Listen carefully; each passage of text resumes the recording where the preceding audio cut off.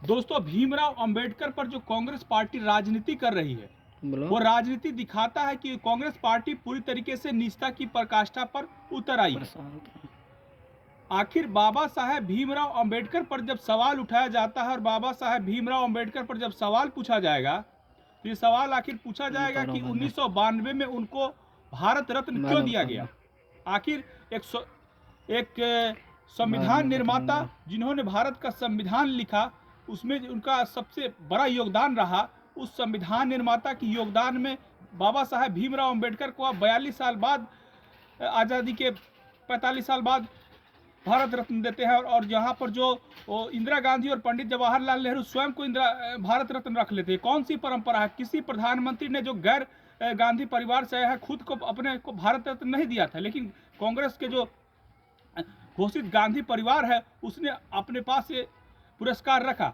तो किस मुंह से और किस नैतिकता से बाबा साहेब भीमराव अंबेडकर पर राहुल गांधी बोलते हैं, ये बात पूछा जाना चाहिए। आज सबसे ज़्यादा दलित मिनिस्टर, सबसे ज़्यादा दलित डिप्टी मिनिस्टर और उसके बाद केंद्र में मंत्री बीजेपी ने दिया है। एक परिवार से आज़ादी के बाद पहली बार 3 दलित मंत्री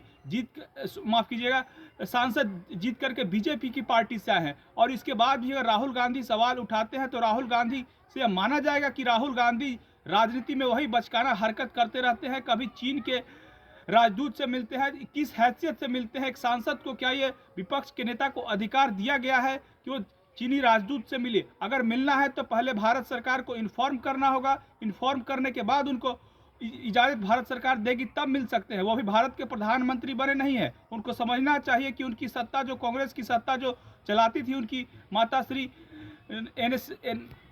राष्ट्रीय सुरक्षा एक कमीशन एक बना करके जो प्रधानमंत्री के बराबर एक पद था सिक्योरिटी काउंसिल का, उसको जो पद था उस पद को वो अब नहीं रहा है। देश में लोकतंत्र है। अब प्रधानमंत्री नरेंद्र मोदी जनता के नेता है और जनता ने उनको प्रधानमंत्री बनाया है। किसी व्यक्ति के इलेक्टेड होने से प्रधानमंत्री वो है और राहुल गांधी को यह अधिकार नहीं। राहुल गांधी विपक्ष के नेता होने के मर्यादा को भी बार बार टूटते रहते हैं। अगर देखा जाए तो उनका जो स्टेट पर बयान है कि we are fighting against the state, हम नेशन के खिलाफ लड़ रहे हैं। राहुल गांधी को बताना चाहिए क्या वो भारत के खिलाफ लड़ रहे हैं? आखिर विदेशों में जाकर के कौन सा विपक्ष का नेता अपने देश की छवि को धूमिल करता है, उसको बदनाम करने की कोशिश करता है? अगर आप देखेंगे तो राहुल गांधी हर मंच से ये कहते हैं कि भारत में लोकतंत्र और डेमोक्रेसी खतरे में है। और सबसे ज़्यादा नरेंद्र मोदी पर अटैक भी राहुल गांधी ही करते हैं।